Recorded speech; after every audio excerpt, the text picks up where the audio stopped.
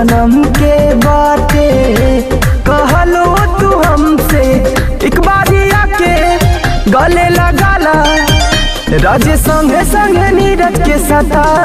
के हमर जान अरमान सब भुला के जा तू खुश रह ससुर में जाके हमर जान अरमान सब भुला के जा तू खुश रह ससुर में जाके।